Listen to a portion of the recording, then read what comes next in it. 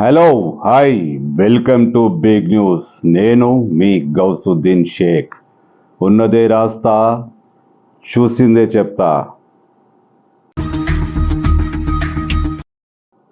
ముఖ్యమంత్రి రేవంత్ రెడ్డిపై అర్ధరాత్రి విచారణ జరిగింది. అవును, మిడ్ నైట్లో ఆర్గ్యుమెంట్స్ జరిగాయి. రేవంత్ రెడ్డిపై అర్ధరాత్రి రేవంత్ రెడ్డి కేసు విచారణకు వచ్చింది. ఎస్, తెలంగాణ హైకోర్టులో రేవంత్ రెడ్డి కేసును అర్ధరాత్రి విచారించారు. అర్ధరాత్రి రెండు పక్షాల వైపు వాదోపవాదాలు జరిగాయి, తీవ్ర చర్చలు జరిగాయి. అంటే రేవంత్ రెడ్డి కేసును అర్ధరాత్రి హైకోర్టు విచారించింది. అసలు ఏంటి రేవంత్ రెడ్డి కేసు ఏంటి? రేవంత్ రెడ్డి కేసును అర్ధరాత్రి విచారించాల్సిన అవసరం ఏమొచ్చింది? ఈ విషయాన్ని తెలుసుకోవాలంటే కాస్త ముందుకెళ్లాల్సిందే. Amit Shah fake video case తెలిసిందే కదా. మేము అధికారంలోకి రాగానే అన్ని రకాల రిజర్వేషన్లు, ముస్లిం రిజర్వేషన్లు, ఎస్టీ రిజర్వేషన్లు అన్నీ ఎత్తేస్తామంటూ అమిత్ షా చేసిన ప్రకటనగా ఒక వీడియో విడుదలైంది. ఆ వీడియో వైరల్ అయింది. ఈ వీడియోను ముఖ్యమంత్రి రేవంత్ రెడ్డి వైరల్ చేశారంటూ బీజేపీ కేసు దాఖలు చేసింది. ముఖ్యంగా నాంపల్లి కోర్టులో ఫిర్యాదు చేసింది. నాంపల్లి కోర్టులో దీనికి తగిన స్పందన రాలేదని ఆగ్రహానికి గురైన బీజేపీ హైకోర్టును ఆశ్రయించింది. ఆ కేసే అర్ధరాత్రి విచారణకు వచ్చింది. ఈ కేసుపై న్యాయస్థానం తీవ్రంగా మండిపడింది.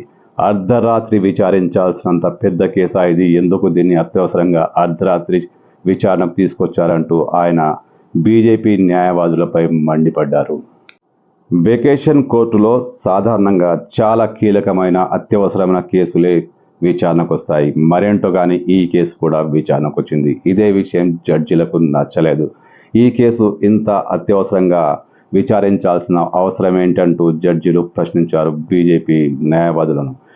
ముఖ్యమంత్రి రేవంత్ రెడ్డి చాలా అనుచితంగా మాట్లాడుతున్నారని, వెంటనే ఆయనపై చర్యలు తీసుకోవాలని, కింది కోర్టులో దిగువ కోర్టులో తమకు న్యాయం జరగలేదు, ఖచ్చితంగా హైకోర్టులో న్యాయం లభిస్తుందని ఆశతో వచ్చామంటూ బీజేపీ న్యాయవాదులు ప్రశ్నించారు.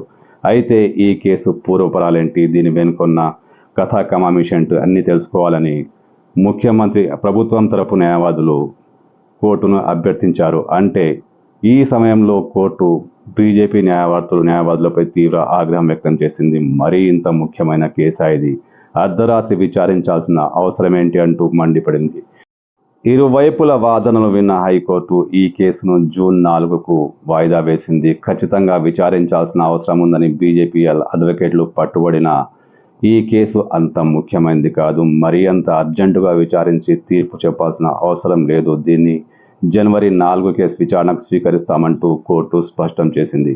అంటే అర్ధరాత్రి పూట హైకోర్టులో తెలంగాణ ముఖ్యమంత్రి కేసు, రేవంత్ రెడ్డి కేసు విచారణకు వచ్చింది.